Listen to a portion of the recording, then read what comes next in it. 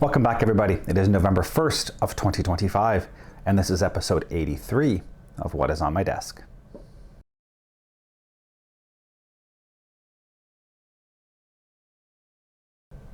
So here we are, folks, back for another one of my monthly What is on My Desk workbench updates. So today is going to be a bit of a longer video. Whereas last video, I kind of was wrapping up some of the previously built models and introducing new ones. In this particular month, I have some new products to show you. We had Capcon, they're just tucked over my shoulder here actually. Capcon 2025 just ended. So I have some stuff I purchased there in the vendor's room for a really, really good price. So we'll take a quick look at that, and then we'll move over and take a look at the progress on the kits. And I've been making some decent progress, I'm not gonna lie. It's been busy. Luckily, the three smaller kits I've been working on are smaller and are easy to assemble. So I've been able to keep moving forward on those and get the progress going. The B24 has been a bit stagnant. I do need to schedule in another Monday night, or preferably any night, but I usually do them Monday nights.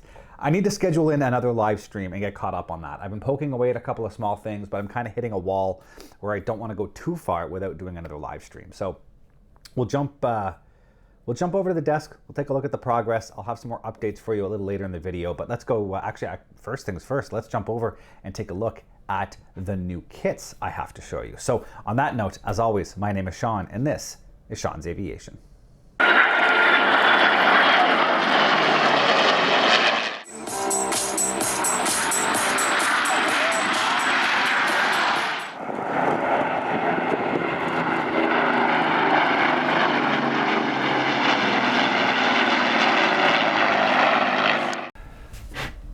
So here we are back at the desk, and as I commented, I've got quite a bit to show you on this this month's video, but not as much with the models.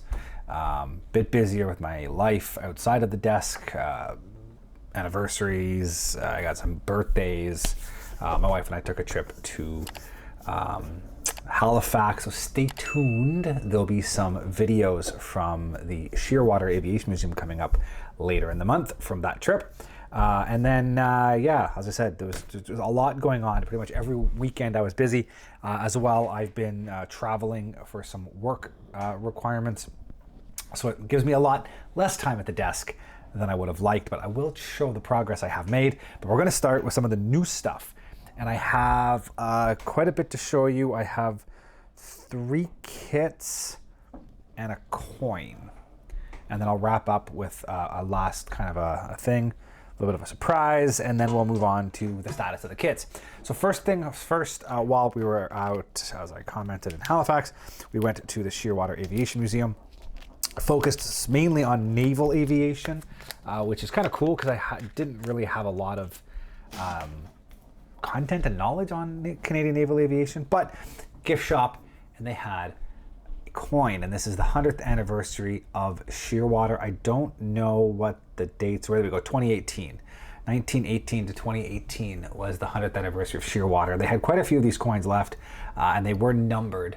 So I did manage to get a custom number, which I got as 426, and I did that simply because I have my Roseland Spitfire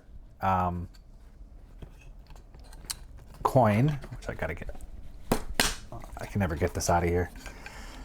Anyways, I've got my Roseland Spitfire coin, the Y2K Roseland Spitfire coin from Vintage Wings, and it was actually number 426. So I kind of got matching serial numbers when they gave me the choice.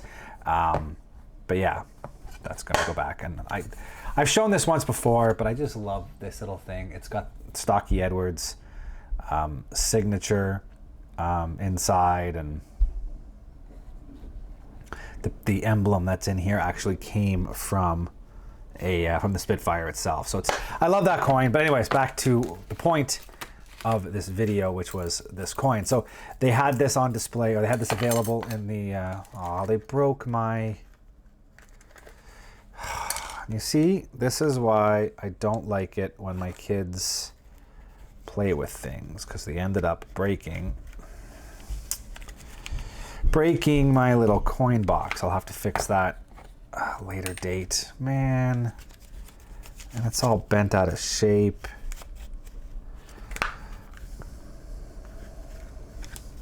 Yeah, I'm not happy about that. I can tell you that much. Oh well, future me problem. Anyways, Shearwater coin. So kind of cool. It has the Curtiss HS2L, the first Canadian naval aircraft on the backside, and then the Shearwater 100th anniversary logo on the reverse, or I guess front and reverse, however you want to say it. But really cool coin. Really fits in with some of the other stuff I have. It is a one-off pressing. They'll never press these again. They made 1,000 of them. As I said, I got 426. So that's pretty cool. And then that's pretty much all I brought back from the trip to Shearwater. There wasn't a whole lot. I went out there for, you know, not family, but vacation purposes. It wasn't an aviation trip. I just managed to squeeze that in. I did get a few kits at, as well as having birthdays, anniversaries, and a trip. This past weekend, October 18th, I'm filming this way out of order. October 18th was Capcon, the IPMS Ottawa National Convention, Capcon Capital Convention. And I was out at the show, first time I'd been to Capcon in about 10 years. But I was out there. I had a few models entered in the contest, but they had a vendor's room, and I went over to the vendor's room and I got 3 kits from the vendor's room. Now, on that note, also later in this month, I will also have my video from Capcon up. So you'll be able to go to that video and take a look at some of the stuff I was able to get on site and the show itself. But I'll show you the 3 kits. I'm going to start with the first one, only because I'm not going to go to an in-depth review of it. And I picked up a Testors 148th P51. And for those of you who know these Testors kits, they are junk. Absolute garbage kit. Mix of raised and recessed panel lines, no detail whatsoever in the cockpit. They are effectively a kit you give your kid to practice how to build at these days. But I have a master plan for these. I'm probably going to start soon. Effectively, I need these because they are split perfectly down the middle on the fuselage. There's some aircraft, the tails and fillets and rudders, there's on one half and not the other. Or some of them, like Tamiya, have a cowling that goes on so you don't get a seam down the top. But what that means is if you want to have the plane cut in half, you have to cut components to do that. With this, the only things I need to cut are like the spinner, the radiator, exhaust, and the canopy. The fuselage half itself is perfectly split down the middle, and the project I have in mind requires that. And I think I have 3 of these now, so I'm gonna go double check at some point how much I have. And as I said, I have a plan for a project involving these P51s, but I require them to be cut in half. Hence why I'm buying these junky old kits.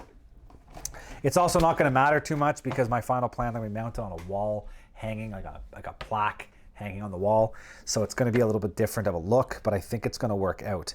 So I'm pretty happy to figure that out and see how that's going to work. But that's future me problem. So I'm going to take a quick sec. I got to go grab the other 2 kits. We're going to come back. We're going to look at the other 2 kits I got from Capcon, and then we'll move on and look at the progress on the kits that I have been working on. Okay, so the other kits that I managed to snag up, both of them are ones that I've wanted to buy. I didn't buy any kits that were just like, that's a good price, I'm buying that. I bought only kits that I have plans for that fit with my collection plans. Ideally, like I have a list of kits that I want to buy, things that are on my wish list, so to speak, and these are 2 off that wish list. And that's all I'm buying now, is only aircraft off my wish list, because I don't have a lot of free space left. The one that I've been looking for a while, believe it or not, I have decals already from Caracal Decals to do this up in Canadian markings, and it is the 148 scale Minicraft T34.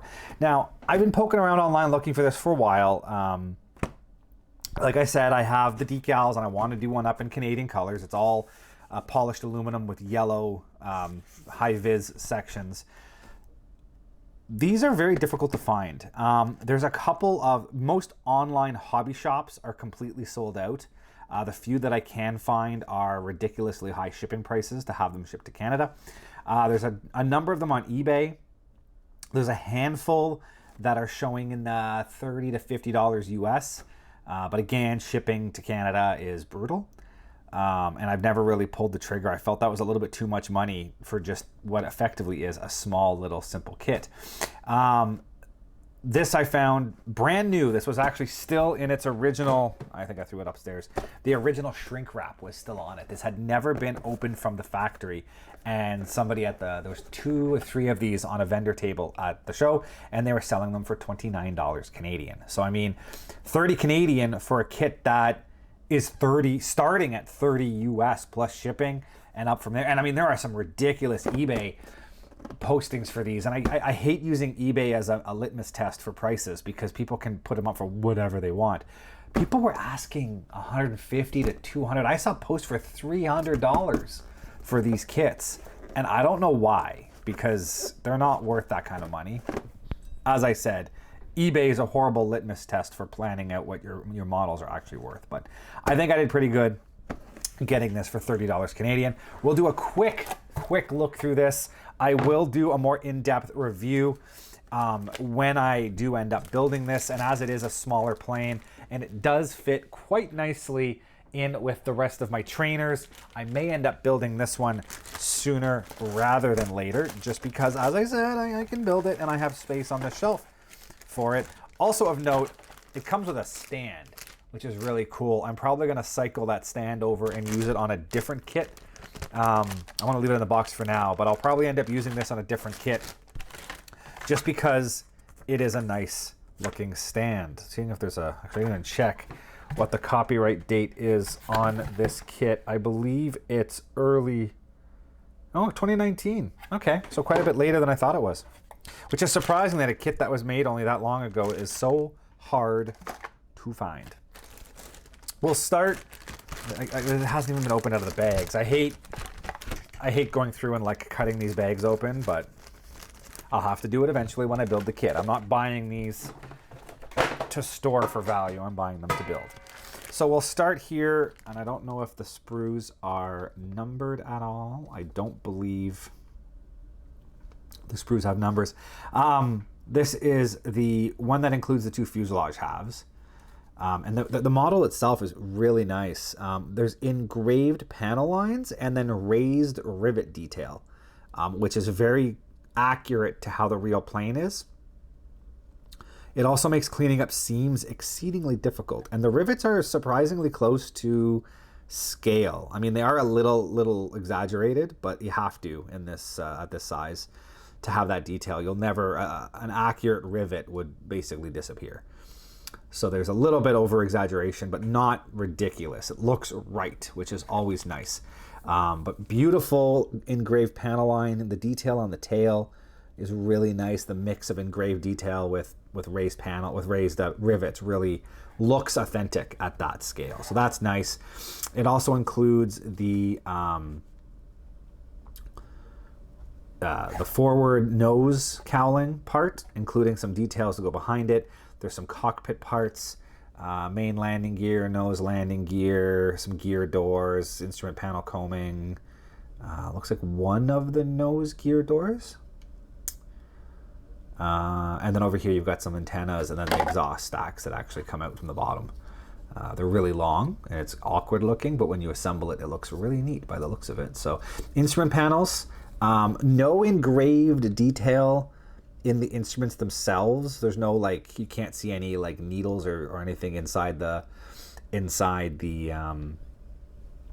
instrument faces, but you do get decals for that. So with proper prep work, it'll still look relatively good when it's done.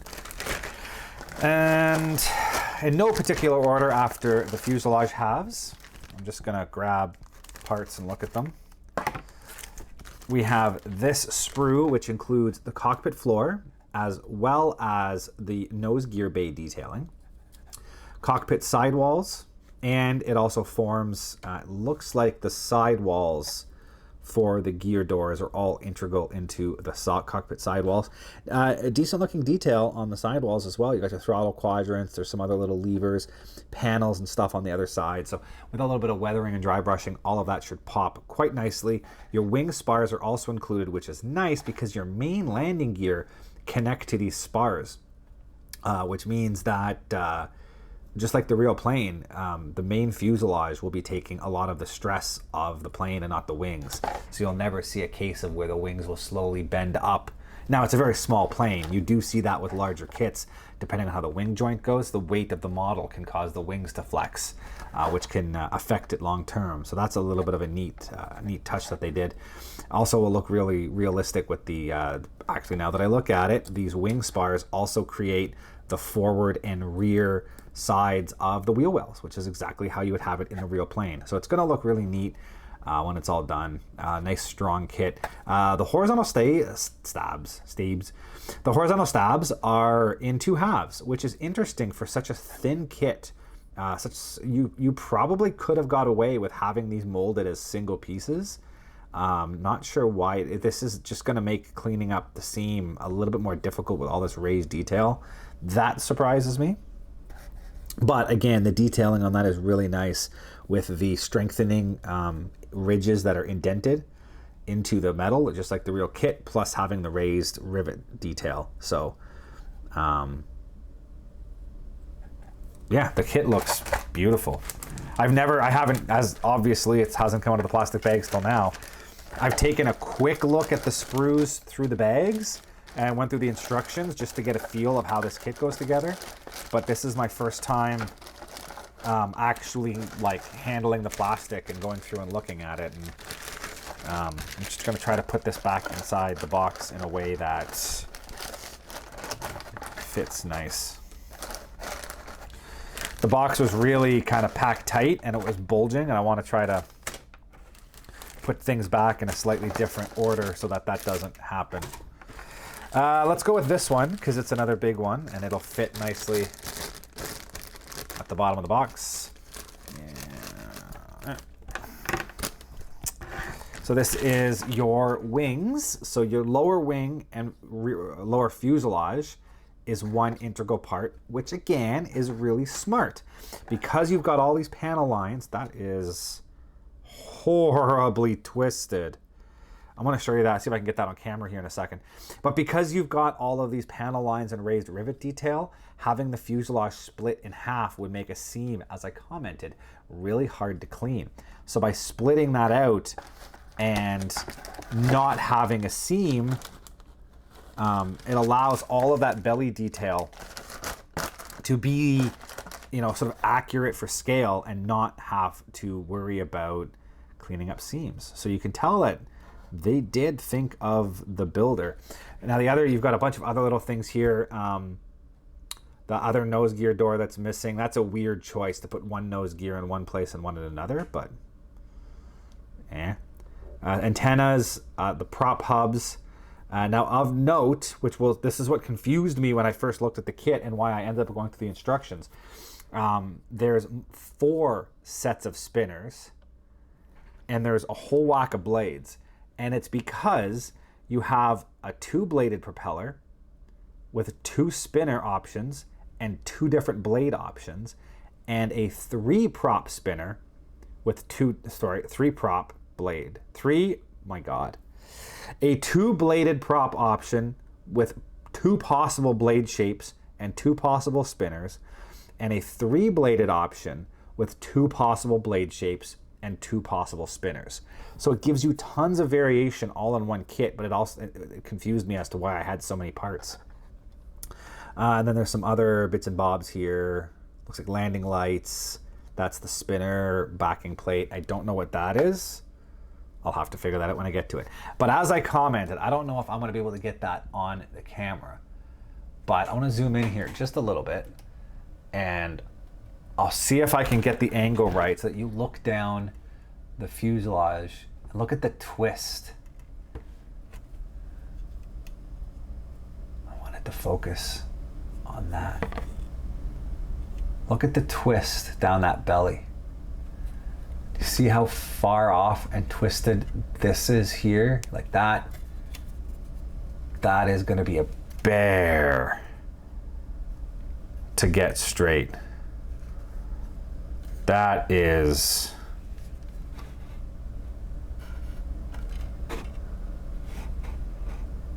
There we go. Look how twisted that is. The fuselage looks like a prop blade. That's going to be absolutely horrible to try to straighten out. I don't know if that's... I don't even want to guess. That looks like... It looks like it came out too early and the plastic slumped. It might have been too hot. The wings look fine. There's no twisting in the wings, but that looks like it came out of the mold slightly too hot and the fuselage twisted.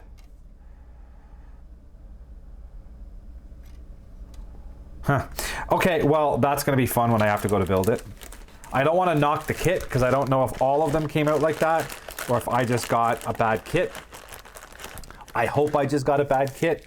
If every single one of these molds came out that bad, then that's not good on Minicraft, but I don't want to throw them under the bus without knowing enough detail. So I'm going to go with that was just a one-off issue with my molding. I'll put those in a second. 2 sprues left, one like gray and then just the clear sprue. So this has a lot of all your little fiddly bits on it. You've got down this side, main gear, nose gears, your seat cushions. I don't even know what that is. Sticks, seats, seat frames, some more looking antenna things and handles. I think those are trim wheels. And then here are your blades. You can kind of see there's 3 options with a slightly curved tip and then 3 with a square tip. So that allows you to do a 2-bladed or 3-bladed square tip and a 2-bladed or a 3-bladed rounded tip. And then for each propeller option, you have 2 different spinners. So that gives you what? 4? 1, 2, 3. 1, 2, 3, 4. 1, 2, 3, 4. Gives you 8, I guess, because you have a 2 square, 3 square, or 2 round, 3 round with 1 spinner each, and there's another spinner. So yeah, you have probably 8 different propellers. 2-bladed square with 1, 2-bladed round with 1. Yeah, you have 4 different options for 2-bladed. Sorry, 4 different options with the square tips and 4 different options with the rounded tips. So that's really cool that you can have that option. And even then, if you build a 2-bladed prop, you still have enough parts to build another 3-bladed prop for another kit you're building. So pretty impressive, to be honest. Last but not least, we'll look at the clear parts. These look really nicely molded. I cut that way too close. Very, very clean. Oh, that's not good. Little bit of scratching and distortion across the top of here. But overall, it's nice. Very clean, very little fogging in the windows. It's going to look really nice. I want to have mine with the wheels down and cockpit opens. It'll be really nice to be able to look down and see the details through that. So the clear parts, no complaints on the clear parts. It is looking really, really good. And then we'll look quickly through the instructions. Like I said, I'll go into more detail when I do a full review when it's time to build. This particular one is a T-34A, and it's the Civil Air Patrol version. There's also the A for the Air Force, there's the B for the Navy, and then I think the C was the Navy one that had the turboprop engine built into it. So there's all kinds of different versions out there. These A models were early ones that got from the US Air Force down to the Civil Air Patrol, and then a number were sold on the civil market. So your sprue layout, as usual, all your parts are numbered. So for any reason you can't find the part numbers on here, you can find it here and move on. And the other really cool thing is you'll see for each, oh, they are numbered, A, B, C, D, and E. Interestingly, but also confusingly, you've got E1, A1, C1 and B1. But the parts are organized in a manner that they're like in in numerical order, right? 1, 2, 3, 4, 5, 6, 7, 8, 9, 10, 11, 12, 13, 14, 15. They're organized. 1, 4, 6, 7, 8, 9, 10, 11, 13, 14. You can see they laid the sprues out and then just numbered them sequentially. So part numbers aren't all over the place.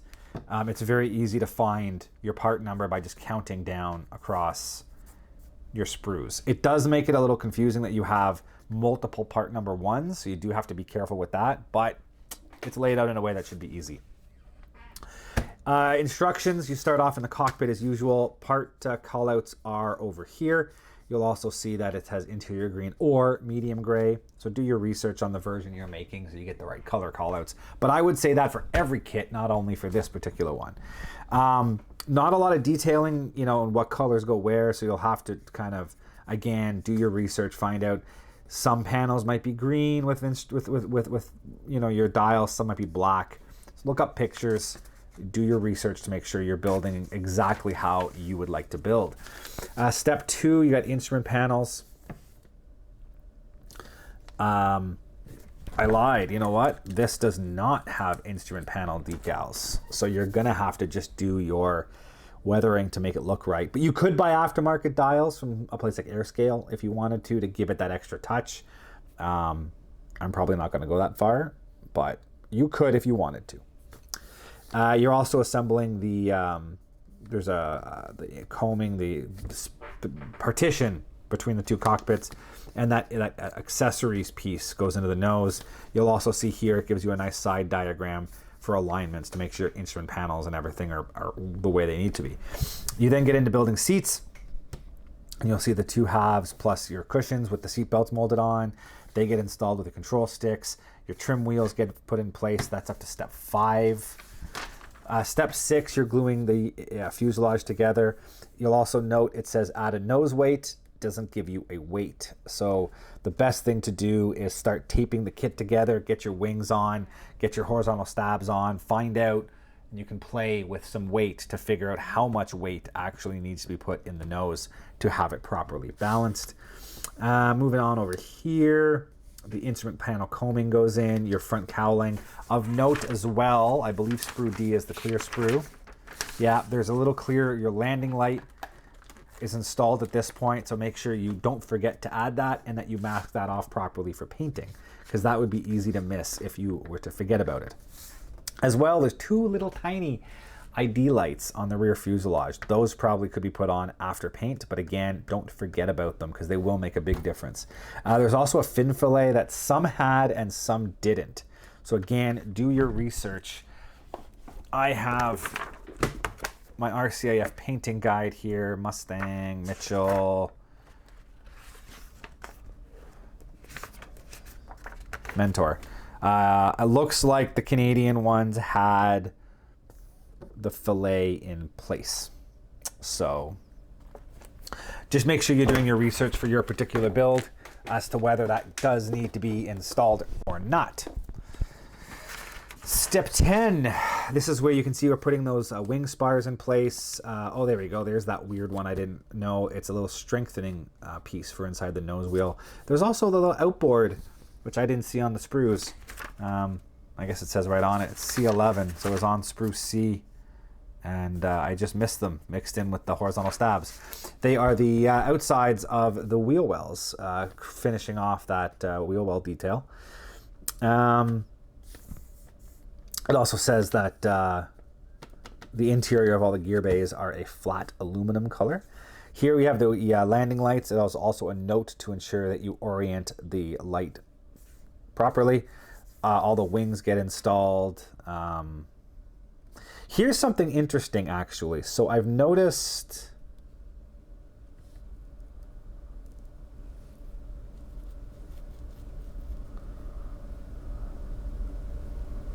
so step 11 and step 12 are basically duplicates of each other.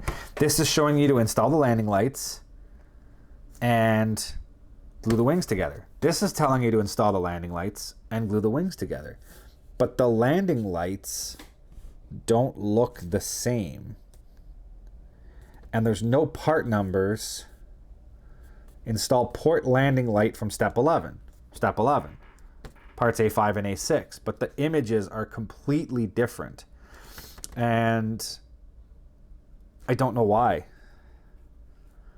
And this comes up later on in the instructions. I'll show you in a little bit. And I don't know why they're duplicated and why this is telling you to reference this one, but the part numbers look completely different. I am completely lost. Because looking at the parts layout, these don't exist. So I don't know. I would say just ignore step 12 and just focus on step 11. But like it even shows one having the fillet and one not having the fillet, but that isn't an option. Both markings options have the fillet installed. So it's almost like there's a different variant, and this is an older set of instructions that are generic instructions for all the different variants, and these two steps are for two different variants of the same kit, and you choose which one you're building, and they just didn't remove it from this thing. So this is why it's always good to study your instructions, because that's very confusing. Anyway, step 13 is exhausts. 14 is your horizontal stabs. Now this is where you kind of have to get to this point of the build to figure out how much weight you need. So plan ahead. Canopies glued on. It doesn't show it with canopies open. I don't know if I can or not. I'm going to try to. I don't know if I'll have that ability, but we'll see. There's also little pieces that go inside. E15. They look like little, the canopy turning handles get installed inside the canopy. And then there's an outer one that goes in as well. So those are fiddly little parts that you want to be careful that you don't break off. You've also got handles to step up on the wings. So again, make sure you don't break those off. They'll be either install after painting or install right before you paint, and then be very careful when you decal, because those will get lost in a heartbeat. Main landing gear going in, you also have the option of doing them retracted or extended. It tells you how to like trim pieces and whatnot depending on which version you're doing. Here's the gear doors open. Here's the other one where I'm confused, because 19 is nose gear strut and 20 is nose gear strut, and all the part numbers are the same, and it tells you to put B21 in the same place, except this one is showing from a different side. Like B21 here, it's on the left side of the nose, but it's being installed on the right side of the nose. Here, B21's on the right side of the nose, but it's still being installed on the right side of the nose. Same here, 18 gets installed on the left, 18 on this side still gets installed on the left. So it's just duplicating itself, and I don't know why. I don't know why. Even to here where that back pin, it shows going into a second hole, but over here it shows the back pin going into the last hole, which isn't even mentioned here. But then in the picture here, it doesn't show it going that far back because it can't go that far back. So I don't know. It's very confusing, and until I get in there and really worry about it, I don't know. Yeah, and then anyways, your nose gear and your scissors, and then here's a little dust, wheel dusting so it doesn't kick up rocks, and then your gear doors either open or close depending on which version you build. But this is super confusing, and I don't like it. Last, 23-24 is propeller building. Here is where you can say you can either have rounded tips or square tips, and you can have variations in the two-bladed prop. This particular variant only had the two-bladed prop, so you'll have an extra prop left over, but you could build this with a three-bladed prop and make it, it looks like you have all the parts you need to make a B model out of the box. So that's always good. It also gives you the instructions on how to build the stand. You have to drill the hole and then glue this little ball piece into the fuselage, and then it like snaps in to a ball socket, and you can display the model however you want. So this stand will get used. I will use it on one of my models at some point. I just don't know which one. wrapping it up with the paint schemes. You have two. One is all aluminum, which you could use any type of metallizer paint. I'll probably use Alclad when I do mine. This one's all aluminum with a flat black anti-glare panel. This one's all aluminum, but it's got like a bright orange wingtips and nose and fuselage band, and then has the black anti-glare panel. Also of note, excuse me, this one seems to be a later one actually no, this is the later one. But anyways, interestingly, it has the leftover, you can still see where the USAF was overpainted, or the paint was removed and it's showing two different bare metal and aluminum paint, or when they removed the paint, it left a shadow. And so you have the shadow of the old roundel and the USAF on the wing, which is a neat touch. If I was just building this for fun, I would do this one, because this is also the box art with the bright Dayglow orange, and then having the silver overpainted USAF markings, I think is a really cool touch. But I have plans for this one, so I'm not doing that. And then last but not least is the decals. Simple decal sheet. You've got your Civil Air Patrol, like roundel, the crest, your registrations, and there are those silver decals for the old U.S. Air Force markings. So very simple decal sheet, but it gets its job done, and it's I think it's going to be a really cool build at the end of the day. So I'm excited to have this. Like I said, it might be done sooner rather than later, because it's a small plane and I have shelf space to stick it in, and it fits with trainers I already have. So that is that. If I can get this top back on, as I said, the model is like bulging the box out, so it's hard to get it all in. So that's that. Really cool. Super glad I found that. And the last kit I got, which I currently have already open and upside down, so I have to get the box out, is this, the Airfix 1/48 scale Avro Anson Mark 1. Would have preferred a Mark V, being Canadian built and Canadian flown, but I don't suspect anyone's going to make a Mark V for that exact reason. There wasn't a lot of them. They were very niche. The Mark I has a much larger international marketability, and I think that's where they went with. Now, just a bit of a backstory. Like I said, I've always wanted the Anson. I have the option of building this up as a Canadian trainer aircraft from World War II, which is what I will be doing. And I think it's going to, again, look cool when I start doing more trainers and have all kind of a whole shelf full of trainers. This will really make that look like an interesting shelf. Always wanted this kit. These things go for about $90 Canadian, starting around $90 Canadian. And they go up from there depending on where you get them from and all that other fun stuff. So a very expensive model, which is also, and that's unfortunately, and you'll see when we get through this, this is a very engineering heavy kit. There's tons of parts in it. So you can see why it's expensive. There's a lot of work that went into doing this kit, and that costs money. Production, plastic, shipping to Canada, all of that costs money. So $90 retail, I get it. One of the reasons why I haven't been buying as many models these days, they are just getting expensive. I got this for $30. So I paid less for all three of these kits than what this would have cost me retail. So I effectively got an Anson on sale and got 2 free kits to go with it, is effectively how I look at that purchase. And as I said, they're all kits that I was looking to buy and I would have bought eventually. I didn't just buy a kit for the sake of spending money. It's all something that I wanted and have plans to build. So I went ahead and bought them. As I mentioned, this kit is extremely plastic heavy. So we'll go through pretty quickly. I don't want to go, like I said, I don't want to spend too much time. This video is already getting on the longer side, and I still have to show you the progress on the kits. We'll start with this big one, and this includes most of the main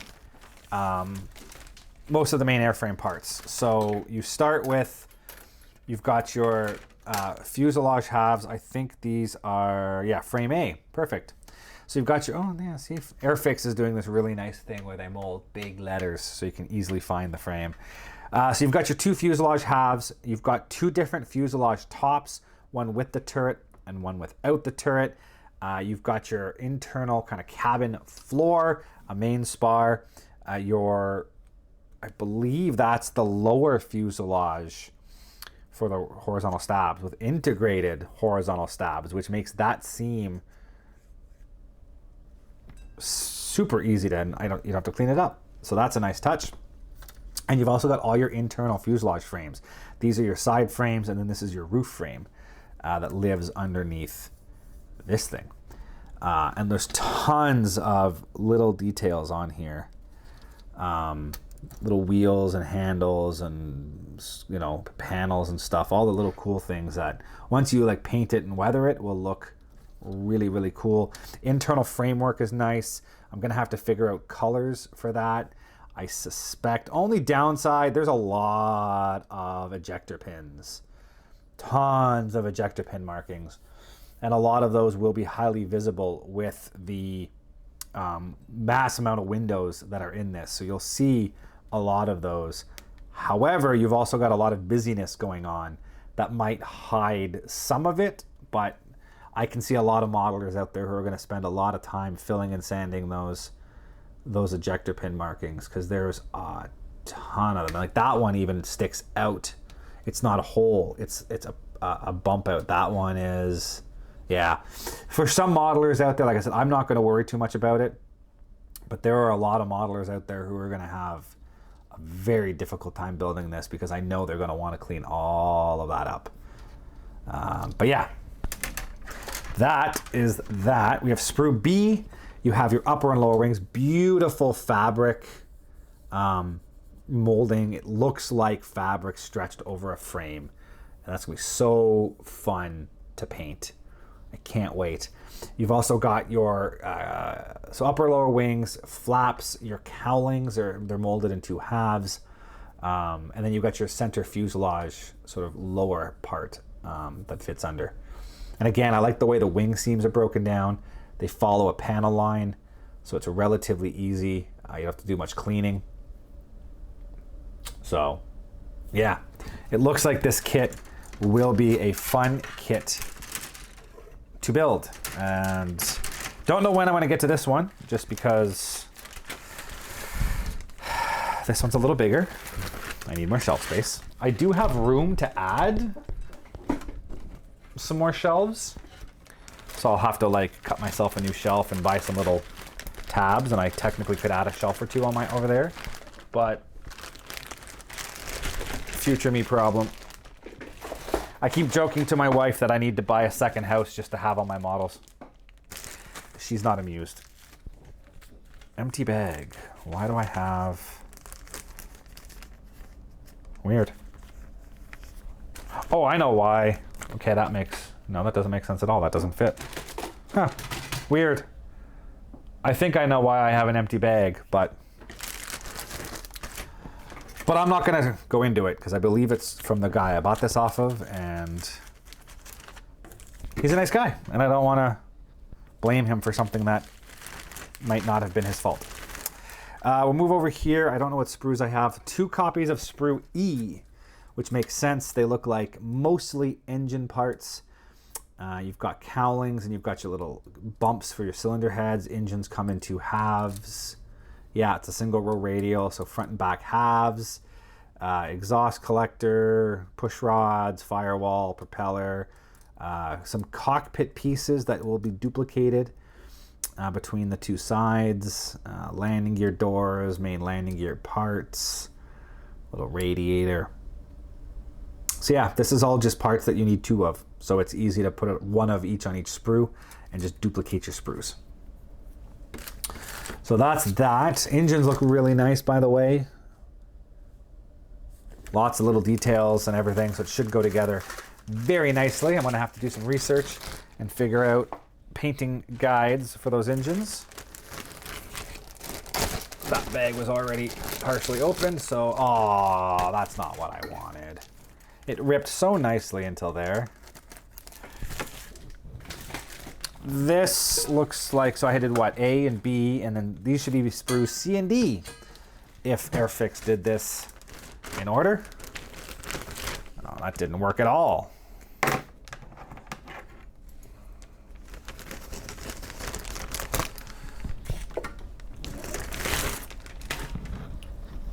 Yes, sprue C, well that's a D, and that is sprue C, so yes, C and D. So we'll look at sprue C. More cowling parts. Why do we have more cowling parts? There must be,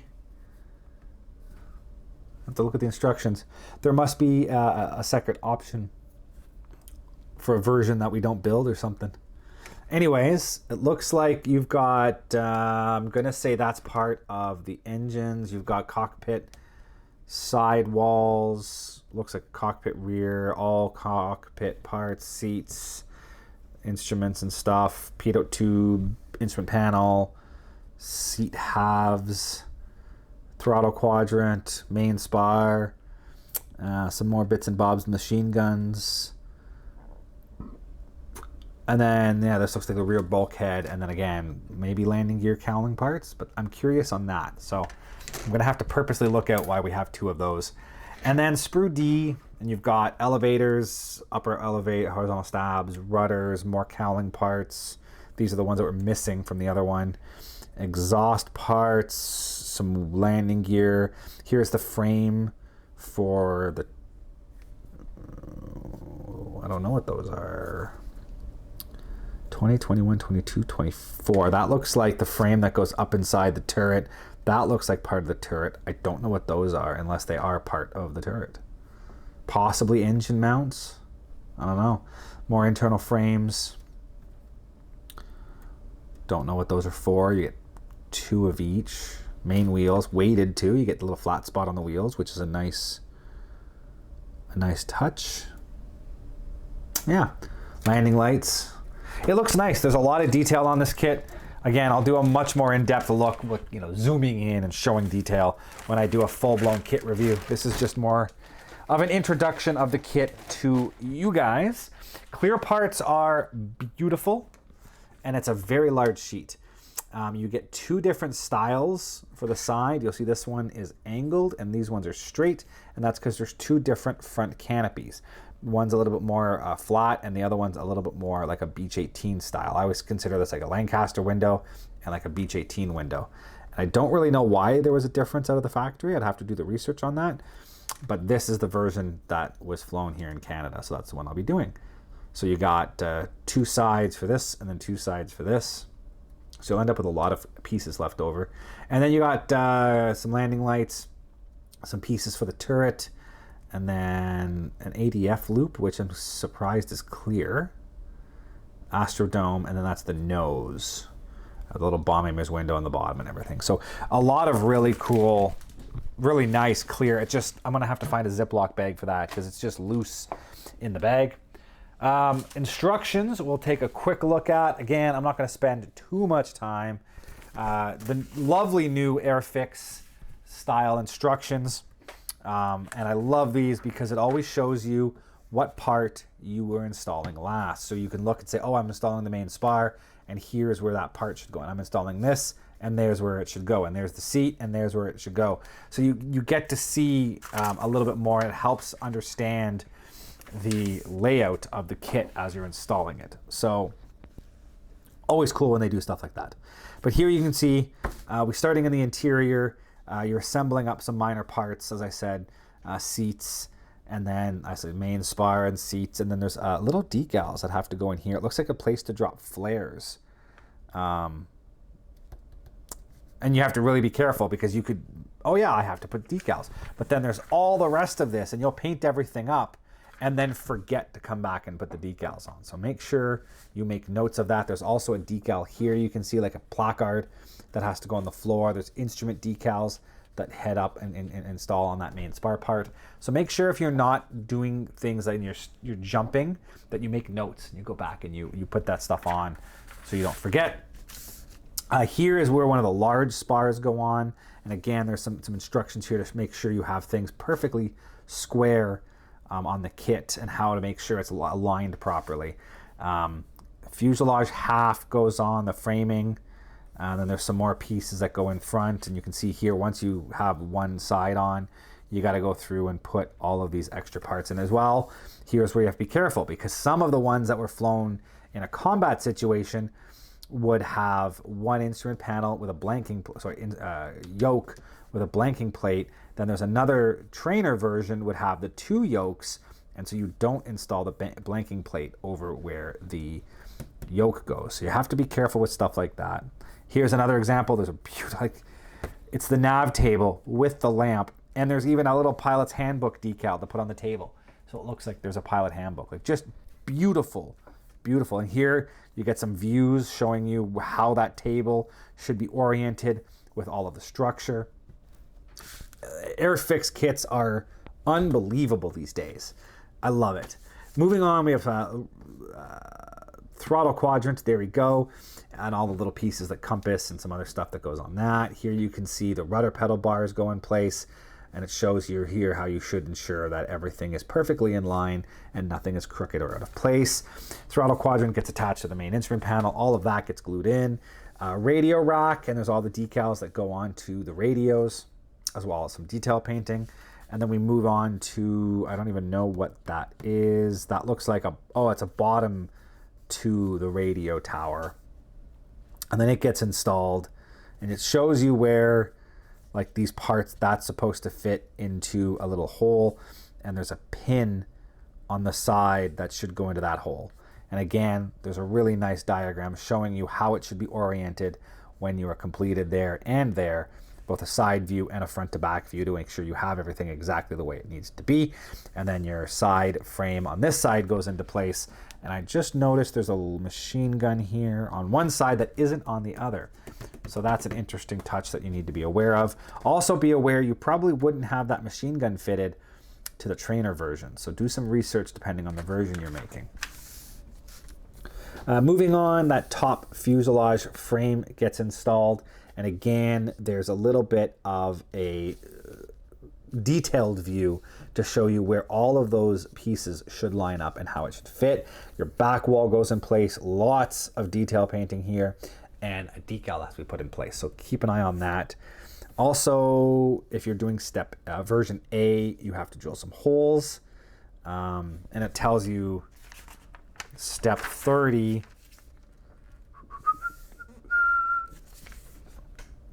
Yeah, so there's an extra machine gun that gets installed on an area if you're building version A, and you have to drill the holes out if you're doing version A. So be careful.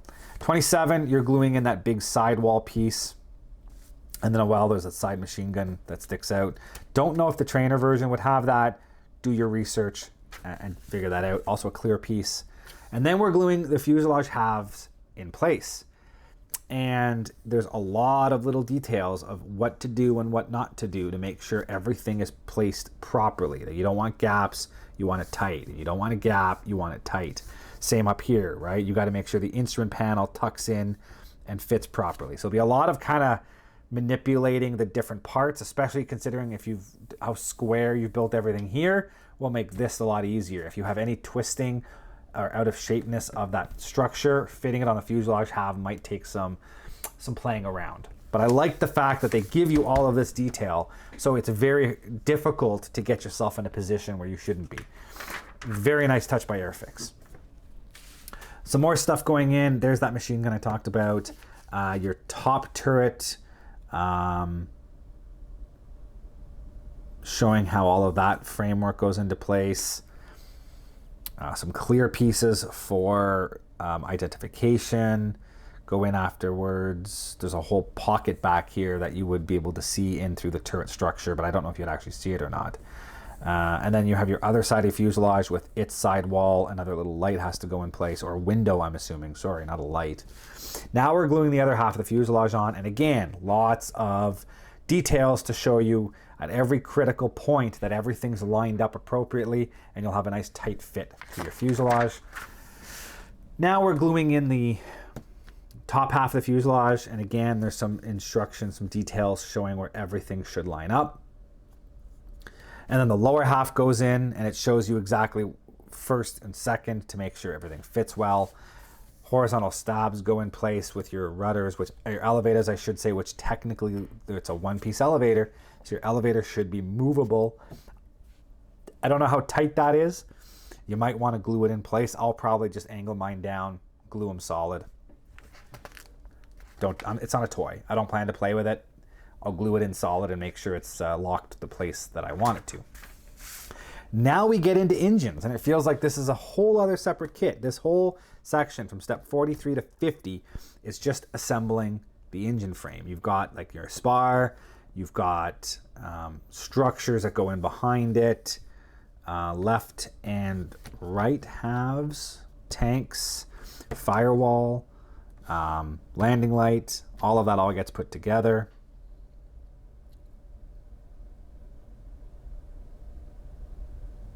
That's really confusing. It's a misprint.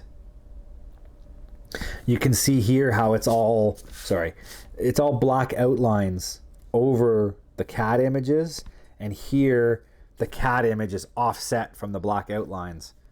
So slight misprint there, but you can still figure it out. You can see how it should look here, where the CAD image and the black lines line up, and that's the misprint, but So you get all your engines all built up and everything glued in place. And you can see here now you've got your engine mounts and everything on the wings, and those lower halves now glue in place with your spar to make sure everything's nice and strong. And then the upper wings get glued on, some minor holes you have to drill on. It looks like just the one. Again, you have to do some research on that. Looks like you're only drilling holes on one, but check your references. And now your cowlings. Now this is what I wanted to see. Why did we have B and C?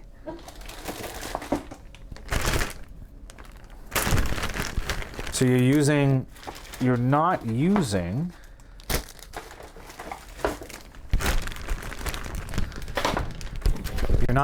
the cowlings off of here. You're using B6 and B11.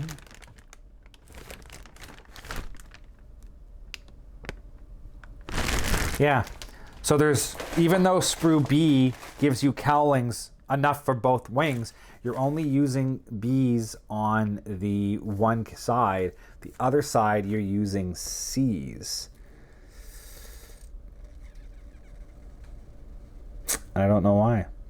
I don't know what the difference is. I'll have to go dig more into that when we get to my in-depth review. But anyways, be careful with that, because even though you have enough pieces, you still will make a mistake and mix it up. So anyways, cowlings get glued on, ailerons get glued on. Now we're building up the engines. As I said, two halves, your exhaust manifold, maybe the intake manifold, then your push rods all get assembled. There's that piece that I was trying to figure out. It is the exhaust manifold. So that gets glued on. There's your cowlings with the little rocker head bulges. Everything gets installed. And there's your second engine with its exhaust collector ring. Excuse me. And there was two sets of exhaust. There was one set that was just a stub, and there was one set that had the heater style.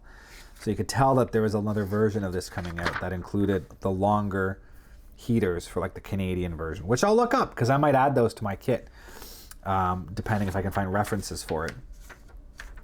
Anyways, finishing up the engines, you glue your engines in place, landing light, rudder. Now we put those big clear pieces in place. Kind of worried about fit at this point. How well they'll fit and if you have any play. Kind of would have liked to see those glued in place before we glued the fuselage halves together, but that might not allow you to get in and play with things. So that might be why, but we'll see how the fit goes. As I commented, there's two different AB uses these ones, and then Scheme C uses these ones. Also of note, you can't have the cabin door open, and that would have been a nice touch to have the cabin door posable. I suppose you could cut that and glue it open, and there are decals to be put on the inside of the door for detail, but it would have been nice to have that posable, or at least the option to have it open or closed. Then you have your two different windscreens, again, scheme A and B and scheme C. Then your windows on the top and your little nose with the bomb aimer's spot. All of that gets glued on later on. Landing gear gets done. You have the option of building the landing gear. No, you don't have the option to build the landing gear up or down. You probably could, though, without much effort, just not use your vertical and just glue that piece in place and glue it wheels up. It should be relatively easy to do, but it doesn't show it in the instructions. Some bits and bobs, antennas and pitot tubes and machine gun barrels and stuff. And then down here, you'll see there's some more windshield wipers and some more antennas and the direction finder. And then you've got your Venturi that gets glued onto only one nacelle. So there's the truth. You only have to drill holes on that one nacelle. Finally, propellers and the turret. And you can see how the turret gets all put together. Now, the one thing I note, this doesn't give you a list of the sprues, and it doesn't tell you what parts are not used in this variant. So that's a little interesting. Like I said, things like those exhaust rings, different variants in exhaust, aren't shown in here. Whether I need to put in this extra machine gun for the training version isn't really pointed out. The fact that we have an ADF football doesn't get mentioned at all, saying don't use this part. So yeah, that's always nice, is to know exactly if you're looking at a part, did I miss a part? Should this be, no, you don't know if you don't tell you. So that should be, in my opinion, something that's included in all kits is a sprue layout clearly marking which parts don't get used in that particular build. Moving on to painting guides. They come in these beautiful, I think this is A2. It's a European size paper, and I don't know my European size papers, but nice big painting guide. This is version A, which is N9732. This is a particular airframe that was actually from 500 Squadron, and it shot down 2 109s on June 1st of 1940 over the English Channel. And that's what's on the box art. And it seems like this is a very popular one. A lot of people were commenting on wanting to build the Anson that shot down 2 109s. So it's got lots of clearly laid out, you know, the camo pattern. And also of note, I've noticed a lot of kits where sometimes the camo pattern on the side doesn't match the camo pattern on the top. This looks like it should. The lines all seem to line up properly, so you could easily use this as a photocopy it and use it as a guide, because everything should properly line up. And it's also of note as it has camo on the top and silver underneath, and it still has the early pre-war style roundel. So it looks like it was an early trainer that was all silver, and they just quickly slapped a coat of camo on top and then started using it. But that's an interesting scheme. Not what I'm going to build. Option B is for one from the Royal Australian Air Force from Lowood, Queensland in Australia in October of 1943, done up in a Coastal Command style. I built a 172nd kit many years ago, and these were the markings I did it in. It's a slightly different color. It's called matte chocolate and matte dark green, which is close to the RAAF colors. These were painted locally in Australia, and so they used Australian available colors. So it's very similar to Lend-Lease aircraft that were built in the US. They used US Air Force colors that were close to RAF colors, whereas here these would be painted in the local Australian colors. So these are the same brown and greens that were used on like the Whirlways and stuff, and you can see the difference in color between the there we go, get another reflection. The Australian colors versus the British colors are very different. So just make sure you're taking that into account when you're painting that, if you choose to do this scheme. Also of note, the belly is still silver, but then it's the white and green and brown on the top. Also of note, for those of you who aren't aware, the Australian roundels are effectively the British roundels, and they used British roundels up until World War II, but they learned very quickly that ground gunners were trigger happy, and as soon as they saw a red circle, they fired on it, because that was the Japanese roundel, the Himaru, the Rising Sun decal, the big red meatball as they called it. So as soon as they saw the British red, they started to shoot. So most aircraft that operated in Southeast Asia or in the Pacific theater that were Commonwealth had the red circle removed, hence why things like New Zealand and Australia, even the British aircraft, used a different roundel at the time. The more you know. For those who didn't. Lastly, Scheme C, which is the one I'm most likely going to be building, is the trainer. These were built in England and sent to Canada early in the war. So this is one from the 31 General Reconnaissance School in Charlottetown, Prince Edward Island in 1941. So it has a lot of the original colors that they would have carried in England, except when it came to Canada, the belly would have been painted this trainer yellow, which was the same color yellow. All the training aircraft in Canada were painted like a chrome yellow. And it was painted that way because they tended to be easy to see if these aircraft would go down at training and they would crash. Well, you could easily spot this bright yellow in most of Canada. The only times that this yellow would be an issue would be things on like the prairies, you know, in wheat season. All the wheat would be a goldy brown color. It could be a little hard to see, but outside of that, you think of anywhere like East Coast forests, West Coast, you know, anything like that in the winter and the snow, this bright yellow would pop. Anytime it would go down on water in the lakes or something, you could easily spot this bright yellow. So that was why the training aircraft here in Canada are painted a bright chromish yellow color. This is most likely the one I am going to build.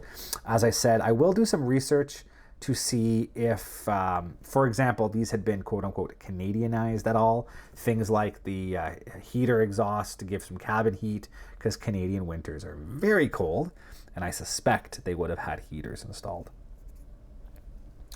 I will have to do some research. But this is the one I plan on building. I think, as I said, having things like this, and a Harvard, and I have a Stearman, you know, and eventually, if they ever build a Canadian Chipmunk, my T-34 that you just saw. You know, there's lots of cool options of aircraft you can build that are in the training colors in this bright yellow. So I'm very excited to eventually have this built and sitting alongside all of those trainers. Even a Cessna crane, all that kind of stuff. So really excited to see what I can find down the road. Now, also of note is the rigging diagram, because this airframe did have quite a bit of rigging. You had the antenna that would run up from the antenna here to the tail. There was another one that came down on an angle from this antenna and met a little spot here. I don't know if these were antennas on the side. I don't believe so. I think these were just strengthening for the horizontal stab. You've got control surfaces on both your ailerons, upper and lower, your elevators, upper and lower, your rudder on both sides. So that's all stuff that I can add to this and rig it all up and make it look really, really cool. And the fact that they offer that as an option, like give you the diagram, is a nice touch. So kudos to Airfix for making an amazing kit, and without naming the person, thank you for the amazing deal on picking this up. Decals, nice big decal sheet.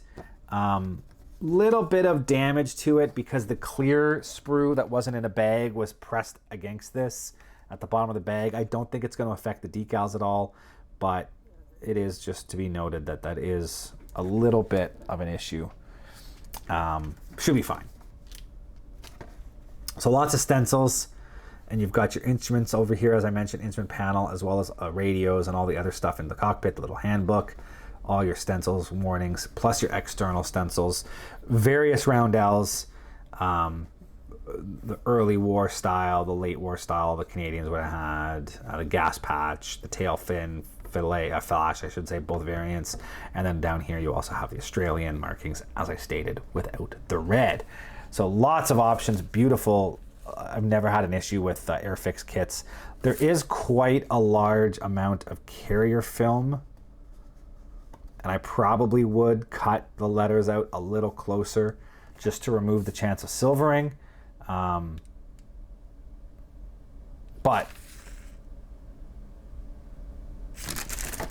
Later me problem. So that's the kits. Those are the 3 new kits I have. As I said, I don't know when I'm going to start building those. Eventually I will. So stay tuned for whenever that kind of starts happening.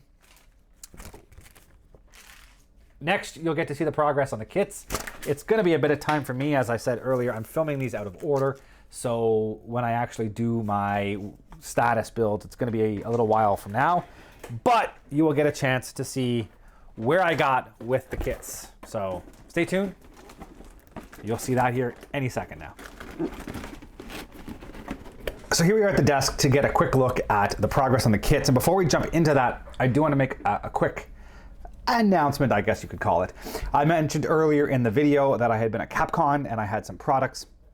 I don't remember if I mentioned it earlier in the video or not, but I had a number of models posted. And for anybody who does follow my Facebook page, you would have already seen this, but one of the models I had on display actually placed, and it's this one here. This is the Airfix Spitfire Mark 14. I did the time-lapse build of this on this channel, so I'll put a link up above to that so you can see that video. So this is the Canadian, the racing version of this kit. It was raced in the 1949 Cleveland Air Races, finished it out of box with those kits. I did not expect to place with this. I brought this just because it looks different and not a lot of people see, you know, this style build. Most people go for the Warbird style. I wanted to go to this. There are issues with the build. I know there are issues with the build.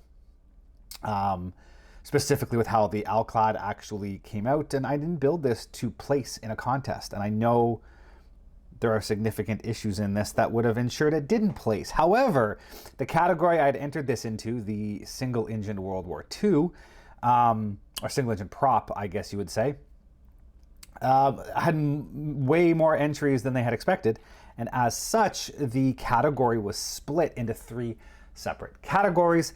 And with the way those categories broke down, in the particular category that this one fell into, only 3 models were entered, and so I won 3rd place by default, which, I mean, I'm proud that I brought it in. A lot of people were impressed with the model, and I'm kind of happy that it placed. It's just, there's that bittersweet moment that I know I literally just placed by default. There was no, it wasn't part of the competition. But again, I didn't build it to place. It wasn't the point of me building this. I didn't bring it in trying to win. I brought it in because I wanted to show off my models. I've always admitted I am a 3-foot modeler. You know, as long as it looks good from 3 feet away, I'm happy with the finished product. And this one looks great sitting on the shelf. But anyways, I don't want to keep beating myself up over it. But again, it placed. I have my fancy 3rd place Capcon coin that lives with this on the shelf now, so that's a neat little thing to have going forward. So you know what I mean, I'll take it. It doesn't happen very often, but yeah, very happy. I think next time, it's every 2 years.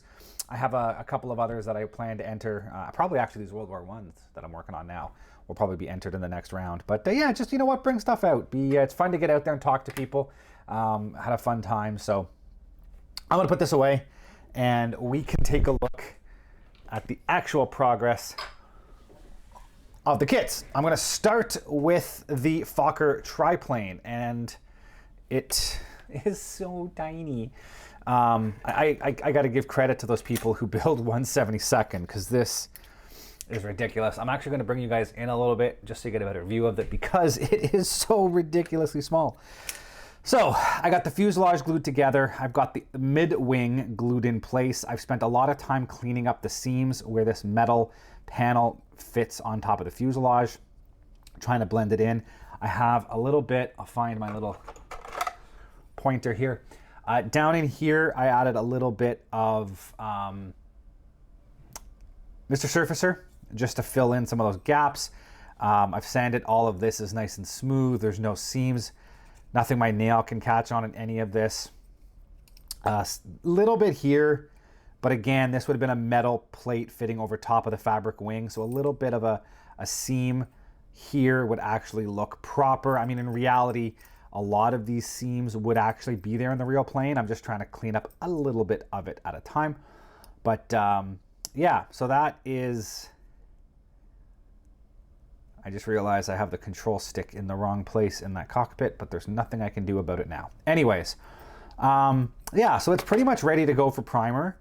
I've also glued in this central piece that kind of hides the center seam. I'm assuming it's got something to do with like a wooden keel, so I'm gonna leave. I've sanded it down a little bit. There is a bit of a lip on either side in places. I'm gonna leave it because I feel like the real plane would actually have a little bit of that visible on it. So I'm not gonna bother taking that off. The lower wing, I've glued on that center piece that's designed to hold that. You can see how it actually fits in there quite nicely without any glue. I have a little bit of cleanup still to do in here, especially back here. There's a spot back here where it doesn't want to fit flat. I kind of got to get in here and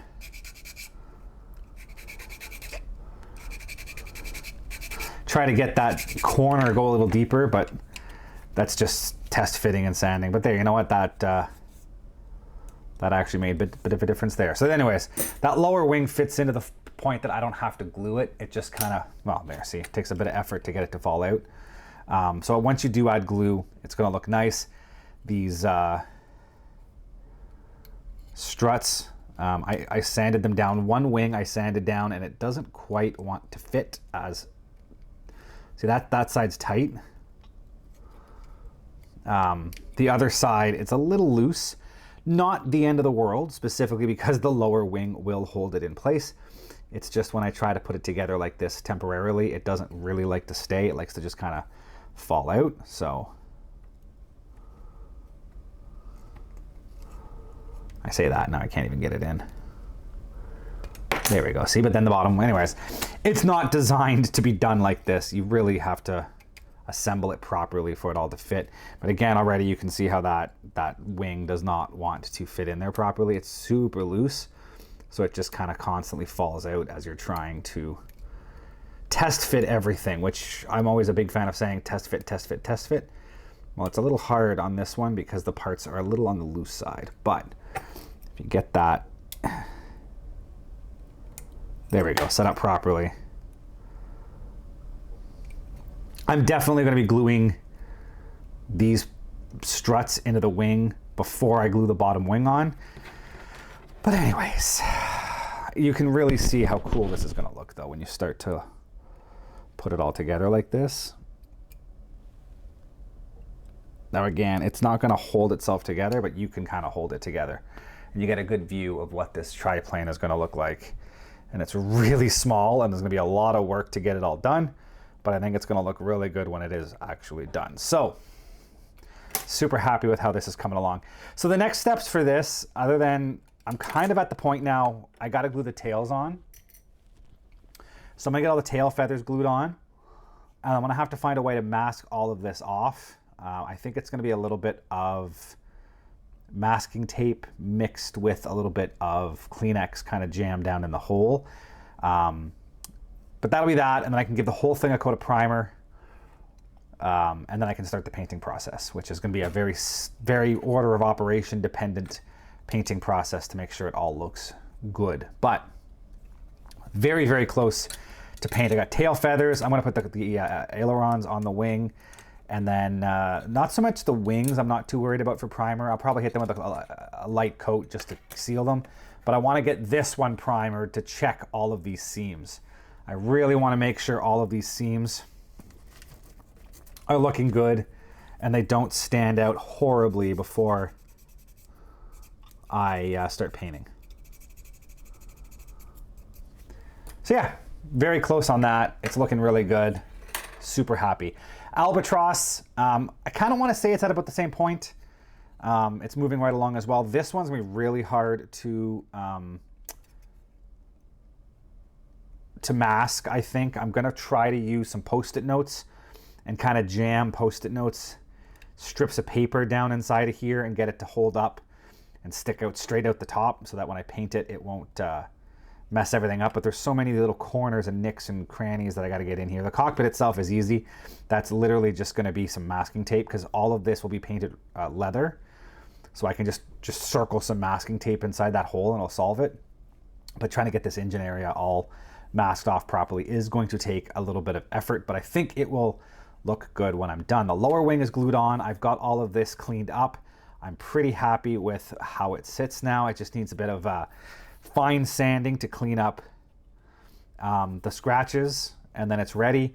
Tail's glued on. I just finished putting on a little bit of Mr. Surfacer to fill those gaps, so that's just going to sit and dry for a bit, and then I got to do the two. There's a little tiny fin on the bottom plus the tail on the top. I have to get those glued on, and then I'm pretty much ready for primer on this as well. So those are both in a good spot. Again, you can start to see it coming together when you add the wing, and that's going to look really cool. And this is a weird scheme too. It's a blue and red with green and purple camo on the wings and the light blue on the belly. So a bit of a weird mix, but I think, again, it's going to look pretty good. The problem with this one is I got to do all of the rigging, and that's going to be interesting to say the least. I don't quite know how I feel about rigging this, so we'll have to see how that goes. But it's coming along. Dash 8 also coming along. Again, you can see how small this is, but it's coming along. I've got this is all glued together as one piece. The cowlings are all assembled, glued on. I just did some Mr. Surfacer in the corners, so that's looking good. Pretty happy with that. This part right here, the next step is gonna be a coat of primer. I cleaned up the seams, but I didn't clean up the gear doors. And that's because the gear doors, you would see the gear doors. So I'm trying to keep that look to it. We'll see when I get a coat of primer on it how good it looks. I also need to clean up some of the panel lines where I've sanded. Just clean the plastic dust, I say sawdust, the plastic dust out of some of these panel lines up here, so that when I hit it with primer, I don't lose the panel lines. And the fuselage itself is glued together and also ready for primer. I'm not going to, cockpit's masked. The masking comes with the kit. You'll see if I can get it out of here. Yeah, I don't want the landing gear. There we go. So the masking comes in the kit. So that's been masked off already. I'm going to use just the primer gray as the color for the inside of the canopy. You're not going to see too much of it. And I think it's enough that you'll hide the fact. It'll look like gray on the inside. And it'll clean it up. I've sanded all this down. Everything's been puttied, cleaned up. I think we're good. I can rub my fingernail up over top of the seam between the canopy and the plastic, and I don't get a lip, which I think means I'm probably going to be okay when I hit it with primer. I've cleaned up all those panel lines. All of these seams are nice. I don't really get much. There's a little bit on the bottom. I'm not terribly worried about that. But yeah, this is the very next step, literally, is I'm going to hit these two with a coat of primer as is, and then check for seams. And then the next step will be getting this tail glued in. I have to really clean this up, and there'll be a lot of Mr. Surfacer and stuff around this tail, but that's the next step after I get the primer. Once I know all of this is ready, I'm going to glue that tail on. I'm going to get these wings glued on, clean up the seams in here. Probably need to do a little bit of putty on this leading edge, and then Mr. Surfacer across the bottom. It's really not that bad at all, and I think that's pretty much done. They'll be ready for paint. So it's coming along. These are moving nice and fast. That being said, I did realize I kind of ran into a point where the B-24 was falling behind, and I haven't been doing a lot of live streaming. And I think I mentioned it earlier in this video. I do need to schedule some more live streaming. I might do one next week. What's next week? The first week of November. I'm going to try to see if I can get something scheduled in to do something that first week in November. I got to get moving on this. I'm getting very close to the point where I can't do any more work without doing a live stream. It's just September, October has been so busy. I haven't really had the time to sit down. I mean, I have time to do it this week. This is the last week of October. I'm filming this. I have time to do it this week, but I haven't announced anything, and I don't want to just jump onto a live stream without announcing it. So I think this week I'll come together, I'll build it up, I'll get the schedule done, I'll post the schedule this week so that you guys know. It's probably going to be the first Friday of November if everything goes well, and you guys will be able to pop on and watch that. But progress on the B-24. So the wings, I hit it with a quick coat of primer just to get that done. I know it looks rough, but it's also going to allow the final paint. If I do a little bit of pre-shading in some of these places, it will allow splotchiness with the paint is not a bad thing. I still need to clean up the nacelles. There's still some spots, especially this one. It needs some putty. You can see here and here. So I still got to putty the nacelles. I haven't done that at all yet. That is something, that one's really nice actually. That one just needs a touch. Man, this one turned out really nice actually. A little bit here, a little bit there, a little bit there. This wing's good. This wing is a mess. So this one needs quite a bit of putty on it to clean it up properly. But anyways,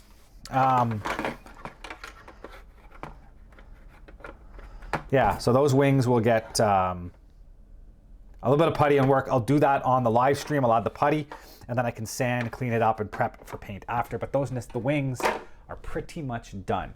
The fuselage is getting there. And I've been doing a lot of work on this offline just to get it done.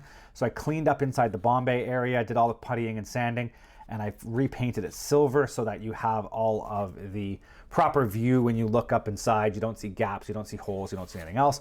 I have this piece glued in place, and I've glued on the clear perspex on the nose. So the next live stream plan, I need to put a little bit of putty on here.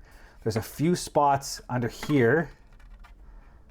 Right there needs a bit of putty, and right there needs a bit of putty. Bit of putty here, here, here. And I think that's it for this fuselage right now. The rest of the seams I've cleaned up. I do need to hit it with a coat of primer to see how all those seams look, which is probably going to involve a lot of masking. I don't even know how I'm going to mask these. We'll see. I might use the because this is going to be mounted with the doors open, so I'll probably mask it with the closed doors somehow. I don't know. I have to figure that out. I might just hold them, tape them in place, paint the bottom, move the tape, paint across the top, and just make it work. We'll see. Future me problem. I've also got to mask off this opening, the waist, mask off all the windows. So there's a lot of work. The next live stream, I'm probably going to start masking the nose perspex, the canopy. I've been working on this, the radome. I've had to shim it slightly. It didn't want to fit properly. So now with the shims, it does line up properly here. There's the slightest of steps, but a little bit of sanding, and that will blend beautifully where it meets the clear perspex. The only downside is to shift it to make it fit, it now overhangs at the back. So I'm gonna have to sand a whole bunch of that off and blend it properly so that it ends at the door. But luckily, just a bit of sanding should make all of that work. And because the door is open, I can get in there with the sanding sticks and just start blending and sanding and cleaning that up so that that ends properly at the door. I don't know whether that's an issue with the Mike Belcher resin set, that it's a little too long, or if it's something I did with the kit. I think it might be the resin because this lines up pretty square, and this is I'm shifting it so that this lines up. It's easier to fix this than it is to fix this. So I'm lining this up, and I'm gonna clean this up after. Yeah, that being said, it might work with it not being cleaned up, but I will clean it up. So that's gonna be the next step. I'm probably gonna do some more sanding on this offline, and what I'd like to do on the next live stream is mask this off and glue this on the live stream, and then all the sanding can be done offline until the next live stream. But I have to, like I said, once that's cleaned up, start masking, get ready for putty. I gotta do the wings still. I think I'm gonna glue the little stub wings on it before I prime, and then they can all be painted, and then I can do all the detail work afterwards. And then the vertical tails need to be cleaned up still. I might get that glued on before I paint. I don't know yet. So we're getting there. I think 1, maybe 2 more live streams, and that'll be prepped for all of its final starting to work on paint, basically. So we're getting there. It's taken many, many, many, many months, but we are getting there. So that wraps up kind of the status of the kits. So I'm still plugging along at them, working away when I can. It's coming good. I kind of have an idea what I'm going to build next. I have to get into the closet and look at what I have. I need a certain number of kits and a certain specific kit, which I talked about earlier in the video, the Mustang. If I have enough of those Mustang kits, I might start the process of building those the way I want to do them. If not, I might have to track down another kit or two on eBay just to make that work. But anyways, that is that. So I'm going to wrap that up here. It is a bit longer than I had planned. I don't even know what I'm at now. I'm guessing I'm getting close to 45 minutes to an hour, if not longer. So let's wrap this up here. Lots of cool content coming out in the next couple of weeks. I've got the Capcon video coming out. I've got a museum, the Shearwater Aviation Museum's I have a video from there coming out. The next RCF history video on the 15th of November will be an interesting one. So that's coming up. And then I've still got these kit reviews that have to come out. I'm almost halfway done building and I haven't released the actual kit reviews yet. So I got quite a bit of content coming out. I actually have more videos than I have scheduled right now, which is an odd problem for me to have. But anyways, wrapping it up. So thank you all for watching and stay tuned. We'll see you guys next time.